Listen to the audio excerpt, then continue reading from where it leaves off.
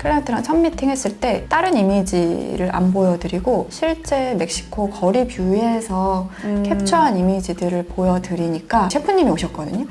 실제 이제 현지인 셰프. 현지인 셰프님이 오셔서 훨씬 더 좀 좋아했던 것 같아요. 저희는 사실 외국인이다 보니까 실제 멕시코인지 아르헨티나인지 구분 못 하잖아요. 찾다 보면은 결국 국가 이미지가 섞이거든요. 로드뷰로 좀 많이 보는 편이죠. 차별화된 접근인 거죠, 저희만의.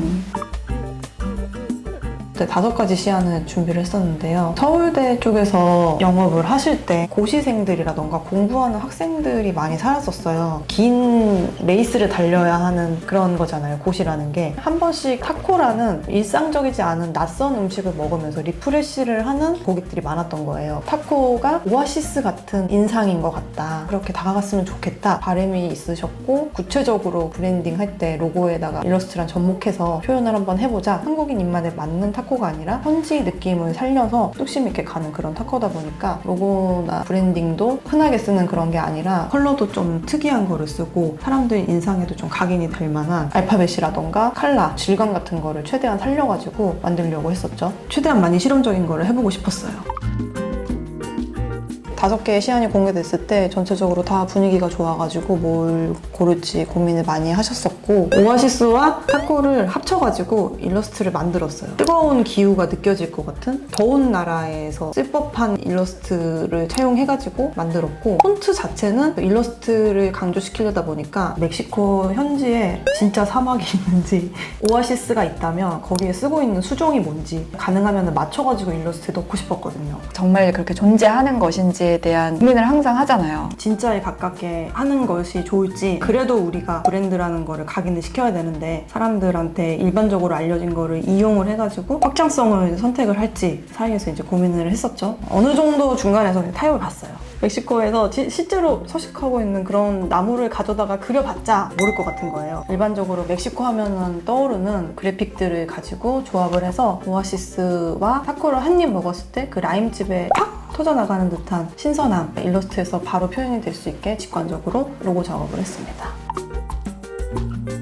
오렌지가 메인 컬러였는데 그런 것들을 사용하는 기존 업체들이 이미 있어서 좀 다른 색깔들을 찾아보자 네이비라던가 살몬 색깔들을 좀 적용을 시켜봤어요. 이 색깔 진짜 애매한 색깔이에요. 원래 파스텔로 가려고 했거든요. 지금 이 점포는 건물 앞에 높은 것도 쌓여 있고 방향도 그렇고 해가 잘 안 들고 그늘지다 보니까 절대 그 파스텔 톤의 느낌이 안 날 것 같은 거예요. 너무 밸런스도 안 맞고 그 회색 톤 거리에 묻히지 않을까라는 생각이 들어서 제가 어느 정도 컬러는 강렬하게 가야 된다라고 계속 좀 얘기를 했던 것 같아요. 최종 시안을 결정할 때 내부 인테리어하고 굉장히 긴밀하게 연결을 해가지고 보여드리고 그거에 맞춰서 이제 결정을 하셨어요.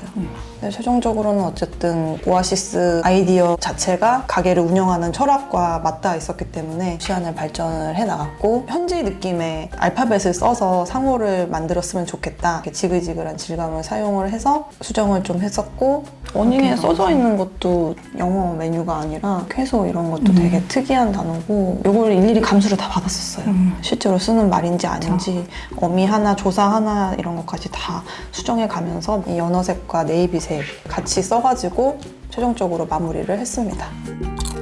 타코 처음 해봤는데 재밌었어요. 많이 먹었고 맛있었어요. 맛있었어요. 저는 또 네. 타코 좋아하니까 재밌어하기 했어. 잘했다. 직원 복지에.